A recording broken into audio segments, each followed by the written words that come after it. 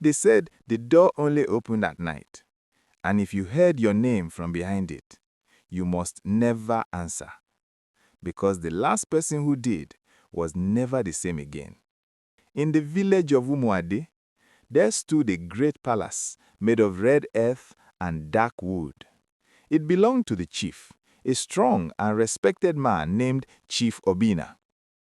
Inside that palace was a long hallway. At the end of that hallway was a black door.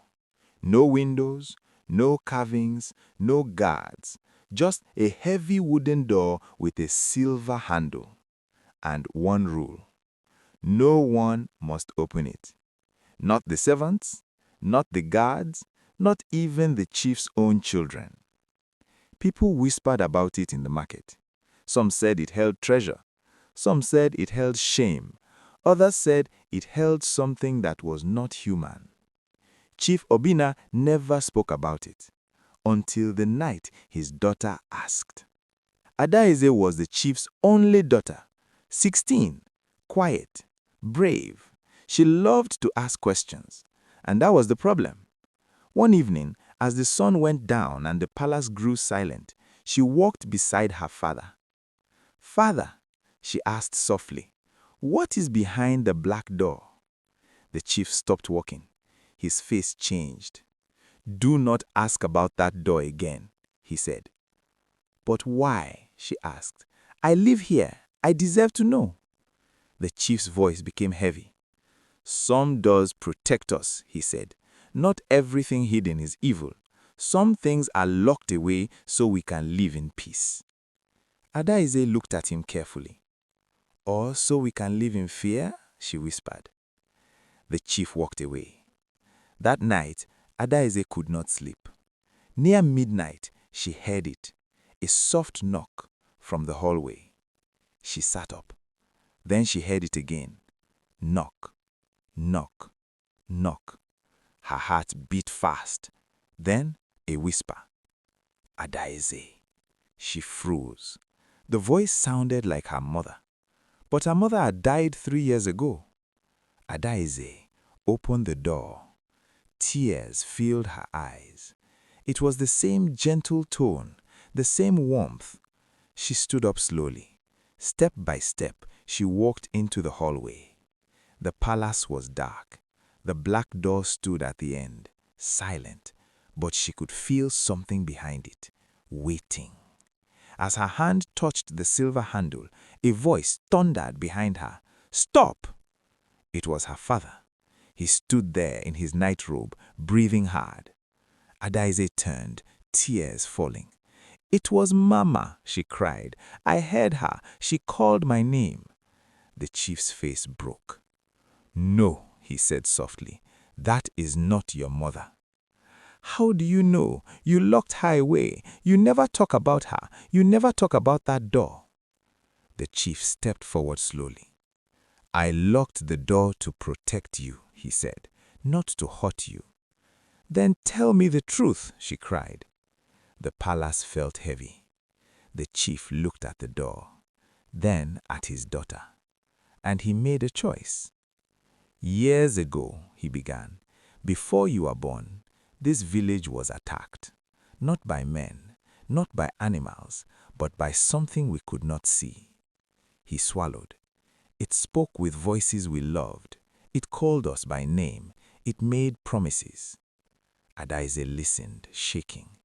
"It asked for one thing, a place to stay." "And you gave it this room?" she whispered. "No," he said. "It forced its way in. The elders sealed it behind that door. We made a deal. It stays inside and it leaves the village alone." Adaeze stepped back from the handle. "So it pretends to be Mama?" she asked, her voice breaking. The chief nodded. "It feeds on pain," he said quietly, "on longing, on curiosity." Adaeze began to cry. "You should have told me," she said. "I thought you didn't trust me." The chief's eyes filled with tears. "I was afraid," he said, "afraid you would try to be brave." For weeks, the palace was quiet, but the whispers did not stop. They became stronger, not just at night, even during the day. Servants began to complain. A guard resigned. Then one evening, Adaeze heard something new. Not her mother, not a whisper, but a cry. "Help me!" It sounded like a child. Adaeze's heart broke. What if someone was truly trapped? What if her father was wrong? She stood again before the door, this time alone. "Open it." The voice was clear now. "They lied to you." Adaeze whispered. "Who are you?" "I am the one they fear, but I am not your enemy." "Then why hide?" "Because humans fear what they do not understand," the voice said softly.